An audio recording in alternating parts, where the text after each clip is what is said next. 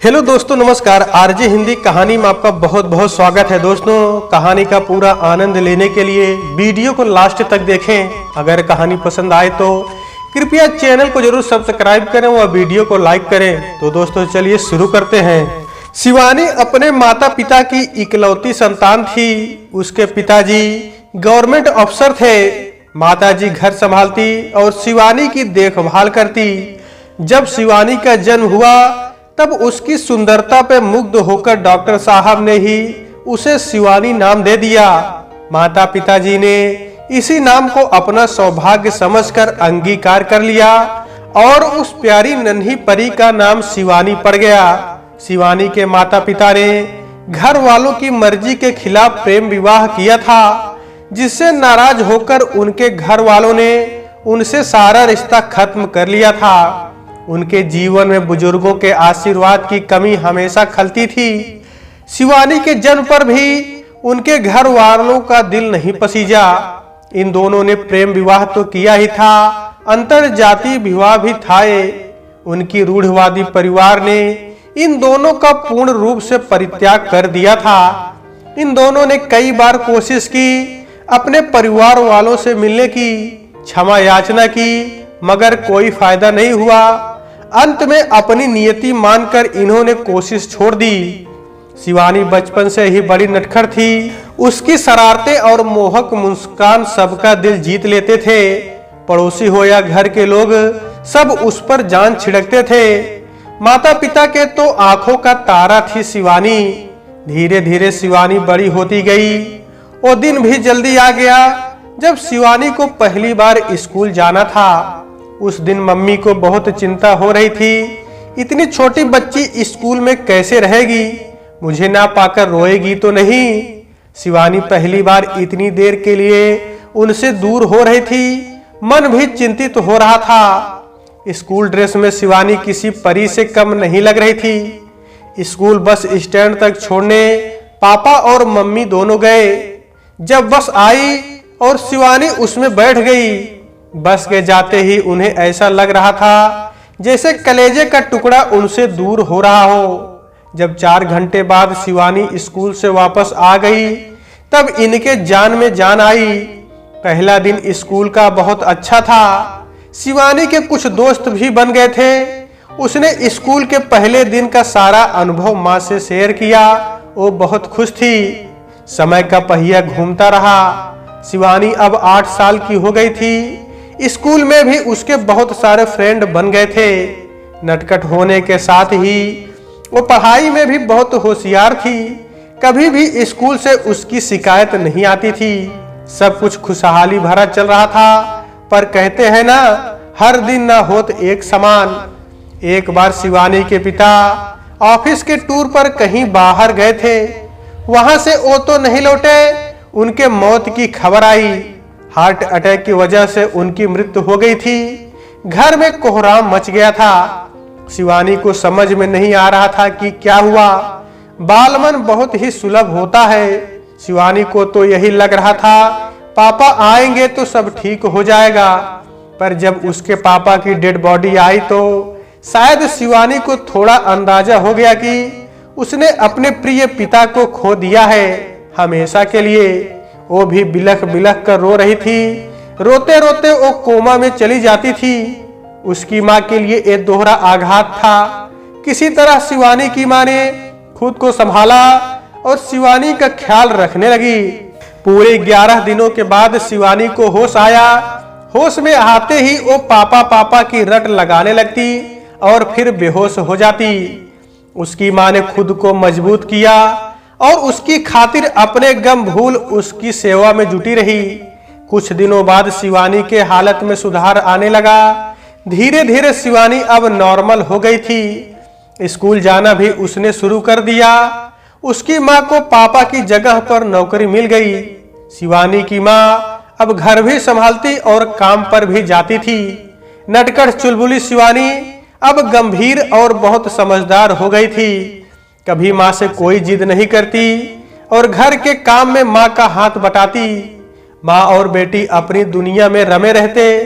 एक दूसरे के लिए जितना कर सकते थे वो पूरी कोशिश करते कि दोनों में से कोई भी दुखी ना हो।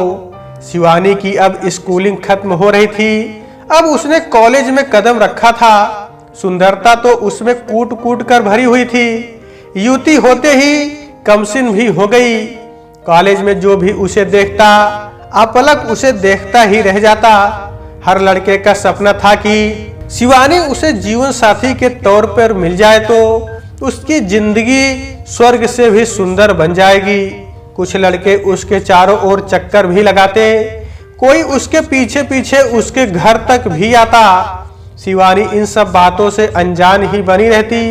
माँ हमेशा ही शिवानी को सीख देती कि पिता का साया सिर पे ना होने के कारण तुम्हें और मुझे इस समाज में बहुत ही सावधानी से रहना होगा। हमसे कोई भी एक छोटी सी गलती होने से ये समाज वाले हमारा जीना दूभर कर देंगे। सुकून से जीने तो ये समाज इन्हें अभी भी कहां दे रहा था। बिना पुरुष वाले घर में आतताइयों ने नर्क मचा रखा था। गली में खड़े सोहदे उसकी माँ और उस पर बहुत ही फप्तियां कसते। कभी कुछ बिगड़े पड़ोसी आपत्तिजनक सामग्री इनके आंगन में रात गए फेंक आते और सुबह आंगन में खड़े होकर इनका रिएक्शन देखते हुए दांत दिखाते रहते। कुछ अच्छे पड़ोसी भी थे जो गाहे बगाहे इनकी जरूरत में मदद करते थे। माँ बेटी इन्हें नजरअंदाज करते हुए अपना जीवन काट रहे थे। कॉलेज में एक मंचला शिवानी के पीछे ही पड़ गया था। वो शिवानी का दीवाना हो चुका था। बड़े घर का बिगड़े लड़का आर्यन कभी वो शिवानी के पास आने की कोशिश करता तो कभी उसे छेड़ दिया करता। शिवानी उसे काफी लंबे समय से इग्नोर करती आ रही थी, मगर एक दिन तो हद हो गई। आर्यन ने शिवानी का कॉलेज कंपाउंड में हाथ पकड़ लिया और फिल्मी अंदाज में प्यार का इजहार करने लगा। शिवानी ने उसको काफी बुरा भला कहा और वो आंसू बहाते हुए घर चली गई। आर्यन को शिवानी ने ठुकरा दिया था। जब आर्यन अपनी मित्र मंडली में गया तो सारे मित्र उसका मजाक उड़ाने लगे। कोई फप्तियां कसता। लंगूर को हूर की चाहत थी, उसने इन्हें बंदर बना के नचा दिया। आर्यन ऊपर से तो शांत था, मगर अंदर ही अंदर उसमें क्रोध उबाल मार रहा था। उसने अपने दोस्तों के साथ बैठकर शराब पी और शिवानी के घर जाकर साफ साफ बात करने की ठानी। वो और उसके 3-4 दोस्त रात गए पहुंच गए शिवानी के घर और दरवाजा खटखटाने लगे। शिवानी की माँ दरवाजे पर आई तो आर्यन ने कहा, शिवानी कहाँ है? उसे बुलाइए, मुझे उससे कुछ बात करनी है। माँ ने उसे जाने को कहा और सुबह बात करने को कहा, मगर शराब का नशा उस पे भी बड़े बाप का रोब आर्यन उनसे ही भिड़ गया। जब काफी शोर शराबा मच गया तो शिवानी बाहर आई। उसने देखा दरवाजे पे आर्यन और उसके दोस्त और पड़ोसियों का मजमा लगा हुआ है। लोग उसे अजीब नजरों से घूर रहे हैं। आर्यन ने वही सबके सामने शिवानी को आई लव यू बोलना और प्रणय निवेदन करना चालू कर दिया। शांत रहने वाली शिवानी का पारा चढ़ गया। उसके शरीर में गुस्से की वजह से कंपन होने लगा। आगे बढ़कर उसने कहा, तुम समझते क्या हो अपने आप को? बड़े बाप के बेटे हो तो दूसरे की कोई इज्जत नहीं है। तुम जैसे लड़कों पर तो कोई लड़की थूके भी नहीं। और गुस्से में उसने आर्यन को एक थप्पड़ जड़ दिया। अब पड़ोसी भी शिवानी के पक्ष में बोलने लगे और इन लड़कों की पिटाई पर उतारू हो गए। अपने आप को घिरा देख आर्यन और उसके दोस्त माँ बेटी को देख लेने की धमकी देते हुए वहां से निकल गए। इस बात को बीते कई दिन हो गए थे। शिवानी कॉलेज जाती रही, मगर आर्यन का कुछ पता नहीं था। उसने कॉलेज आना छोड़ दिया था। एक दिन जब शिवानी कॉलेज से घर आ रही थी, दोपहर का वक्त था और रास्ता सुनसान। शिवानी अपनी सहेलियों के साथ कॉलेज से घर आ रही थी। तभी कहीं से 4 नकाबपोश मोटरसाइकिल से आए और शिवानी को घेर कर खड़े हो गए। उसमें से एक ने कहा, बहुत घमंड है इसे अपनी सुंदरता पर, आज इसका गुरूर तोड़ देते हैं। शिवानी की सहेलियां डर तो गई थी, पर साथ नहीं छोड़ रही थी शिवानी का। तभी अचानक शिवानी के पीछे सिर पर किसी ने वार किया। शिवानी इस वार को झेल नहीं पाई और चक्कर खा के गिर गई। एक दूसरे लड़के ने जेब से एक शीशी निकाली और शिवानी के चेहरे पर गिराकर भाग गया। उसके साथ ही सारे मोटरसाइकिल सवार रफू चक्कर हो गए। शिवानी की सहेलियों ने बड़ा ही बीभत्स दृश्य देखा। शिवानी के बाल खुद ब खुद निकलते जा रहे हैं, उसके चेहरे का मांस गल रहा है। उन्होंने शिवानी के चेहरे पर पानी डालना शुरू कर दिया और एम्बुलेंस को कॉल कर दिया। आनन फानन में एम्बुलेंस आई और शिवानी को लेकर वे सब हॉस्पिटल पहुंच गए। शिवानी की मां अपने कार्यालय में व्यस्त है, तभी उनके फोन की घंटी बजती है। फोन उठाते ही उधर से जो कुछ भी कहा जाता है वह सुनकर शिवानी की मां की हालत खराब होने लगती है। वो रोते हुए हॉस्पिटल को निकल जाती है। सहकर्मी उसके इस हालत को देखकर कुछ समझ नहीं पाते। कुछ सहकर्मी शिवानी के मां के साथ हो लेते हैं। शिवानी की मां जैसे तैसे खुद को संभालते हॉस्पिटल पहुंचती है। वहां शिवानी की सहेलियां और पुलिस को देखती हैं और उनसे सवाल करती है, कहाँ है मेरी बेटी, कैसी है वो, मुझे उससे अभी मिलना है। शिवानी की मां को फोन पर केवल एक्सीडेंट हो गया ऐसा बताया गया था। शिवानी की सहेलियां उनके गले लगकर रोने लगती हैं और सारी बातें विस्तार से बताती हैं। सारी बातें सुनकर शिवानी की मां दहाड़े मारकर रोने लगी। उनके सहकर्मी उनको हौसला देने की कोशिश करते हैं। इस मुश्किल घड़ी में डॉक्टर उन्हें बुलाते हैं और उनसे हॉस्पिटल की कुछ फॉर्मेलिटी पूरी करवाते हैं। शिवानी की मां डॉक्टर से कहती है, डॉक्टर साहब कैसी है मेरी बेटी, क्या मैं उससे मिल सकती हूँ, ठीक तो है ना वो? मैम आपको हिम्मत रखनी होगी, उस पर बहुत ही स्ट्रॉन्ग एसिड अटैक हुआ है, जान उसकी भले ही बच जाए मगर जो मानसिक आघात उसे लगा है उससे उबरने में पता नहीं वो सफल हो भी पाएगी या नहीं, कह नहीं सकता। आपको बहुत स्ट्रांग होना पड़ेगा, डॉक्टर ने कहा। शिवानी की मां ने बहुत रिक्वेस्ट किया कि एक बार उसे शिवानी से मिलने दिया जाए। तब डॉक्टर उन्हें शिवानी के पास लेकर गए। शिवानी बेहोश पड़ी हुई थी। मां ने जैसे ही उसका बीभत्स चेहरा देखा बहुत जोर से विलाप करने लगी। नर्स ने उनको शांत करने की कोशिश करी और उन्हें लेकर कमरे से बाहर आ गई। शिवानी की मां शिवानी को इस हाल में देखने के बाद खुद को संभाल नहीं पा रही थी। उनकी दुनिया तो खत्म हो गई थी। पति के जाने के बाद जीने की जो उम्मीद थी उसकी ये हालत देखकर उनकी सारी उम्मीदें और हौसला टूट चुका था।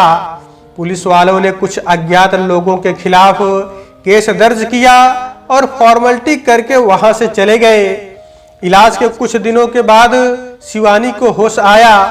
अपने बगल में बैठी मां को देखकर उसकी आंखों से आंसू बहने लगे। मां उसे हौसला देना चाह रही थी लेकिन वो खुद अपने आंसू नहीं संभाल पाई। शिवानी अब भी कुछ भी बोलने की स्थिति में नहीं थी मगर लिखकर उसने पुलिस वालों को बताया कि उस एसिड अटैक के पीछे आर्यन का हाथ हो सकता है। पुलिस वालों ने आर्यन को उठा लिया, जमकर उसकी कुटाई की। आर्यन टूट गया और उसने स्वीकार लिया कि उसने ही अपने 3 साथियों के साथ मिलकर इस घटना को अंजाम दिया है। आर्यन के परिवार वाले ये सब जानकर स्तब्ध रह गए। कहां उन्होंने अपने बेटे से बड़ी बड़ी उम्मीदें लगा रखी थी, कहां उनके बेटे ने ऐसी नीच हरकत करके उनकी इज्जत दागदार कर दी। आर्यन के माता पिता हॉस्पिटल में शिवानी को देखने पहुंचे। शिवानी की हालत देखकर उनकी भी आंखें भर आई। उन्होंने आर्यन की तरफ से शिवानी और उसकी मां से माफी मांगी और उसके इलाज के सारे खर्च को वहन करने की बात करने लगे। शिवानी की मां ने मना कर दिया मगर अपराध बोध से घिरे आर्यन के माता पिता के बहुत गिड़गिड़ाने पर उसकी मां और शिवानी मान गई। उन्होंने बहुत अच्छे डॉक्टर बुलवाए, बहुत सारे ऑपरेशन हुए, तब कहीं जाके 2 साल के बाद शिवानी नॉर्मल हो पाई मगर उसका चेहरा बहुत ही खराब हो चुका था। बहुत सारे मनोवैज्ञानिक काउंसलिंग के बाद अब उसने अपने आप को स्वीकार करने लगी थी, खुद को सामान्य रखने लगी थी। इधर आर्यन को इन 2 सालों में बेल मिल गई थी। उसकी शादी भी हो गई थी और एक सामान्य जीवन जीते हुए वो अपने पिताजी के बिजनेस में मदद करने लगा था। उसके लिए ये एक घटना एक नासमझी में की गई गलती थी, मगर उसकी एक गलती कितनी बड़ी सजा थी शिवानी के लिए, ये बस शिवानी और उसकी माँ ही समझ सकती थी। शिवानी घर पर रहते रहते थक चुकी थी। अब वो बाहर निकलना चाहती थी, मगर जब भी वो बाहर जाती उसे लगता हर कोई उसकी तरफ उंगली उठाकर उसे उसका अतीत याद दिला रहा हो। उसे अब यहाँ बिल्कुल भी अच्छा नहीं लगता था। उसने अपनी माँ से कहा, माँ मेरा यहाँ मेरा मन नहीं लगता। जब भी कहीं जाओ लोग मेरे अतीत और मेरी सुंदरता के बारे में बातें करते हैं और सहानुभूति जताई जाती है। प्लीज कहीं और चलते हैं जहाँ मैं नए जीवन की शुरुआत कर सकूं। माँ ने भी सोचा ठीक ही तो कह रही है शिवानी। उन्होंने अपने कार्यालय में ट्रांसफर की बात की और उनका ट्रांसफर मुंबई हो गया। कुछ ही दिनों बाद सारी तैयारियां पूरी करने के बाद दोनों मुंबई शिफ्ट हो गए। मुंबई आकर भी शिवानी सहज नहीं हो पा रही थी। उसका अतीत उसके साथ साई की तरह लिपटा रहा। वो चाहकर भी उनसे पीछा नहीं छुड़ा पा रही थी। वो जहां कहीं भी जाती लोग उससे मुंह फेर लेते या मुंह बिचकाकर आगे निकल जाते। बच्चे उसे देखकर डर जाते थे, पर इसके विपरीत वह बदले में अपनी प्यारी मुस्कान ही देती थी। जीने का हौसला तो माँ बेटी में जैसे कूट कूट कर भरा हुआ था। दोनों एक दूसरे की प्रेरणा बनते हुए अपने हौसले को बुलंद करती और पुनः नए प्रभात के साथ नया आरंभ करती। इसी कड़ी में शिवानी ने नौकरी के लिए आवेदन देना शुरू किया। शीघ्र ही उसे एक योग्य एवं सम्मानित पद हेतु साक्षात्कार का बुलावा आया। उत्साह से परिपूर्ण अगली सुबह जे हुई साक्षात्कार के लिए तैयार हुई। स्वयं को आईने में देखते ही वह पुनः बिखर सी गई। बढ़ते कदम ठिठक से गए थे, तभी माँ ने उसके प्रबल होती निराशा को विराम दिया। मैं समझती हूँ बेटा तुम्हारी मनोदशा को, पर ऐसे दिखावे की दुनिया को ही सर्वोपरि मानोगी तो कैसे चल पाओगी। ये रूप सौंदर्य महज कुछ दिनों का है। हर इंसान की एक अवस्था ऐसी भी आती है जब उसका शरीर ही उसका साथ छोड़ देता है। बुढ़ापा उसे उसकी सच्चाई से अवगत कराता है। ये अवस्था किसी के भी नियंत्रण में नहीं होती। तुम अपने आत्मिक सौंदर्य को परखो, ये ताउम्र तुम्हारा साथ देगी। तुम्हारी योग्यता ने तुम्हें ये अवसर दिया है, न कि तुम्हारे बाह्य सौंदर्य ने। बढ़ो और अपने हिस्से का हक, स्वाभिमान, सम्मान सब समेट लो जिसकी तुम अधिकारी हो। शिवानी ने अपना पर्स और जरूरी कागजात उठाए निकल पड़ी एक नए सफर के लिए। एक किस्मत ही थी उसकी कि इतने आवेदकों के बीच उसे इस पद के लिए चयनित कर लिया गया। खुशी तो अता थी, मगर एक कसक थी कि कहीं उसकी अवस्था के चलते दया कहकर तो उसे यह नौकरी नहीं मिली। तभी बॉस आकर पूरे तेवर में बोले, देखो तुम्हारी पिछली जिंदगी में क्या हुआ मुझे नहीं पता और ना ही मैं जानना चाहता हूँ। मुझे अपने काम के प्रति पूरी लगन और निष्ठा चाहिए। ये रहा आपका नियुक्ति पत्र, आप कल से अपना पद ग्रहण करें। अगले दिन शिवानी ने सभी सहकर्मियों से औपचारिक होकर अपने काम का शुभारंभ किया। शीघ्र ही उसकी कार्यशैली और मधुर व्यवहार ने सबको अपनी ओर आकर्षित कर लिया। उसूलों की पक्की, समय पर कार्य को पूरा करना, यदाकदा सहकर्मियों के कार्य में सहयोग, खास करके अपने डब्बे से प्यून भैया को भी हिस्सा लगा देना, इतने सरल स्वभाव ने जैसे उसे दफ्तर का केंद्र बिंदु बना दिया हो। किसी को उसके शरीर के निशान दिखते ही नहीं थे, क्योंकि अब तक उसका चरित्र उसके रूप से बलवती हो चुका था। इन्हीं सब के बीच कुछ दिनों से उसने महसूस किया जैसे संजय नामक सहकर्मी का व्यवहार उसके लिए कुछ अलग ही था। देखने में सुंदर सुघड़, ऊपर से अमीर परिवार से ताल्लुक रखने वाला संजय थोड़ा था भी नकचढ़े स्वभाव का। शिवानी कितना भी बेहतर काम करती, संजय उसे झिड़कता ही रहता। ऐसा लगता कि उसे वह देखना ही नहीं चाहता। यहाँ तक कि खाने के समय यदि वह आ जाती तो संजय डब्बा लेकर दूसरी तरफ चला जाता था। उसे देखते ही अजीब सी शक्ल बना लेता था। इसके विपरीत शिवानी इसे नजरअंदाज करते हुए अपने काम में व्यस्त हो जाती। सब समझते हुए भी नासमझ होकर आगे बढ़ जाती। एक दिन शिवानी का जाना उसके किसी परिचित के यहाँ हुआ, जहाँ पहुंचने के लिए हाईवे से होकर गुजरना पड़ता था। टैक्सी में सवार शिवानी को बंद कार में घुटन सी महसूस हो रही थी, अतः उसने कांच को थोड़ा नीचे सरका दिया जिससे बाहर की हवा उसे सहज महसूस करवाए। तभी उसने देखा कि हाईवे पे किनारे भीड़ लगी हुई है। उसने ना चाहते हुए भी ड्राइवर को बोला, भैया देखना जरा क्या हुआ है, कोई दुर्घटना तो नहीं हुई। ड्राइवर ने कहा, मैडम क्या रुकना, जाने भी दो, होगा कोई, क्या करना हमें। अरे नहीं भैया, कोई भी हो सकता है उस जगह, कृपया आप इंसानियत के नाते ही सही कम से कम देख तो ले। तभी बगल से गुजरते एक सज्जन से पूछने पर पता चला कि कोई शराबी है, शायद पी पाके एक्सीडेंट कर लिया। शिवानी रुकना चाहती थी पर ड्राइवर ने गाड़ी आगे बढ़ा दी। जैसे ही कुछ कदम वो आगे निकली होगी, उसे दुर्घटनाग्रस्त मोटरसाइकिल दिखी जो संजय जैसी लग रही थी। उसने आओ देखा न ताओ, तपाक से गाड़ी रुकवाई और भागकर पीड़ित के पास जा पहुंची। पीड़ित कोई और नहीं संजय ही था, जो कि बुरी तरह दर्द में कराह रहा था। इनके सर से तो बहुत खून निकल रहा, आप लोग कृपया सहायता करें, अन्यथा कुछ भी हो सकता है। शिवानी ने सबसे अनुरोध किया, पर कोई संजय को हाथ भी लगाने को तैयार ना था। सब काम की व्यस्तता या फिर फालतू के लफड़े में ना पड़ने का बहाना बताकर बस तमाशा देखकर आगे निकल जा रहे थे। शिवानी ने टैक्सी ड्राइवर से मिन्नत की, पर वो भी आनाकानी करने लगा। रहने दो मैडम, अभी पुलिस एम्बुलेंस सब आती होगी, क्यों फालतू के लफड़े मोल ले रही मैडम। शिवानी फटकार लगाते हुए चिल्लाई, ये कोई जानवर नहीं इंसान है, जब तक एम्बुलेंस आएगी तब तक कुछ भी हो सकता है। और ये मेरे परिचित हैं, आपकी कार गंदी होगी, होने दो, मैं सबका भुगतान करने को तैयार हूँ, पर कृपया आप इन्हें अभी अस्पताल तक ले जाने में मेरी सहायता करें। शिवानी के प्रयास से संजय को तुरंत अस्पताल पहुंचाया गया। जब तक संजय के घर वाले आ नहीं गए, शिवानी वहीं रुकी रही। डॉक्टर के अनुसार यदि कुछ भी क्षण विलंब हुआ होता तो संजय को बचाना मुश्किल था। धीरे धीरे संजय की तबीयत में सुधार होता गया। शिवानी प्रतिदिन दफ्तर जाती और आते संजय से मिलती थी।